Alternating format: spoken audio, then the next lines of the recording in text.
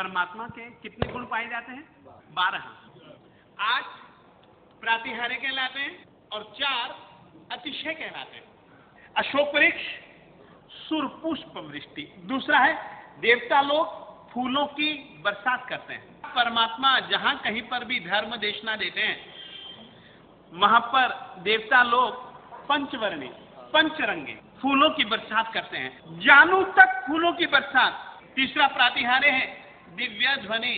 परमात्मा के समव शरण में जब परमात्मा बोलते हैं तो पहली पंक्ति का श्रोता जिस आवाज से सुनता है उसी ही आवाज से अंतिम पंक्ति में बैठा हुआ श्रोता सुनता है। मालिक की आवाज में दिव्यता भरने के लिए देवता लोग ऐसे ऐसे वाद्यों का प्रयोग करते हैं। जब वे वाद्यों का प्रयोग करते हैं तो मालिक की आवाज यूं तो ही बहुत मधुर, गंभीर, बहुत उदास, परंतु देवता लोग भक्तिवशात ये कार्य करते हैं तब मालिक की ध्वनि को हम लोग क्या कहते हैं?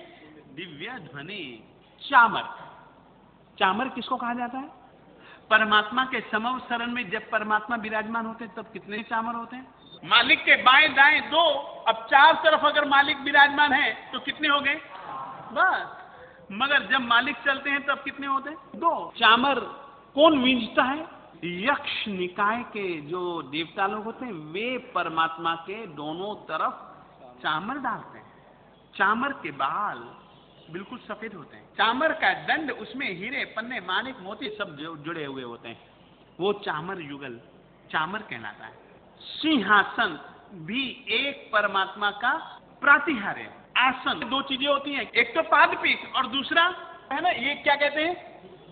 पृष्ठपीठ। पांव जहां रखे जाए उसका नाम क्या है? पादपीठ। ये सिंहासन का स्वरूप है। पादपीठ के आगे क्या होता है? पादपीठ के आगे एक कमल होता है। सुवर्ण कमल पर धर्म चक्र होता है। हर कोई आने वाला व्यक्ति उनको जान सके कि ये धर्म चक्रवर्ती है। हम लोग नमुत्थुनम में बोलते हैं धम्म वर चाउ रंत चक्रवर्ती नम। सिंहासन मैंने कह दिया। भामंडल, भामंडल जानते हो? आभामंडल को भामंडल कहते हैं। एक अतिशय है मालिक का।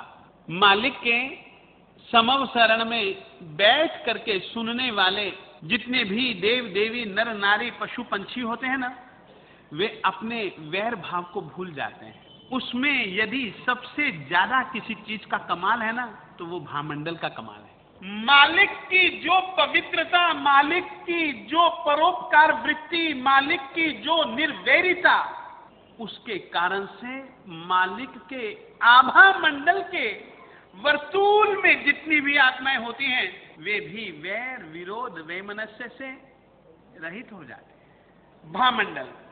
दुंदुभिनाथ किसको कहते हैं? दुंदुभिनाथ कहां बसता है?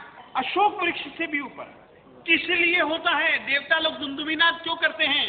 कल्याण मंदिर स्तोत्र में मां आचार्य सिद्ध सेन दिवाकर जी महाराज कहते हैं, भो भो अरे अरे अरे प्रमादम अवधूय एनम भजध्वम। तुम प्रमाद को छोड़ दो और प्रमाद को छोड़ करके तीर्थंकर परमात्मा की तुम सेवा करो। एतन निवेदयति जगत्त्रयाय।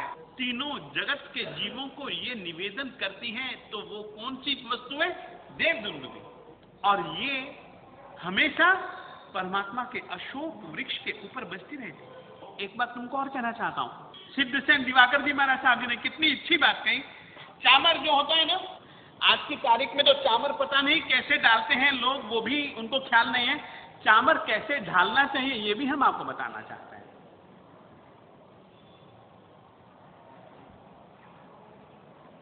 इसका मतलब क्या होता है? आओ आओ इनको नमो, इनको नमोगे ऊपर उठ जाओगे। ये कल्पना मेरी नहीं है। सिद्ध सेन दिवाकर जैसे परम भक्त और परम दार्शनिक एक महात्मा के देव दुंदुभि सूचना देती है, आओ आओ छोड़ो रे प्रमाद, मालिक की सेवा कर लो। ये इसके साथ में जुड़ जाओ, ये सार्थ वहां है। मुक्तिपुरीम, निर्वृत्तिपुरीम, जो कि तुमको मुक्ति रूपी नगरी में ले जाएगा। ये सूचना देती है देव दुंदुभि। आतपत्रम, सामान्यतया जो बरसात से या जो धूप से बचाए उसका नाम है छत्र, छाता जिसको अपन लोग कहते हैं। मालिक के मस्तिष्क के ऊपर 3 छत्र होते हैं और तीनों छत्रों के साथ में लटकती हुई मोतियों की मालाएं होती हैं। 3 छत्र इस बात के संकेत हैं, मालिक तीनों लोकों के जीवों के लिए छत्र स्वरूप है। इन छत्र स्वरूप परमात्मा की छाया में यदि अपन लोग जिएंगे तो कोई दुख की धूप, समस्या की धूप अपने को कभी भी छू नहीं पाएगी। मालिक ऐसा हमारे लिए छत्र है, तो भी अपन लोग ऐसा मालिक को जानने के बाद में भी मालिक की सेवा करते हैं क्या? अपन लोग सच सच को करते हो मालिक की पूजा करते हो?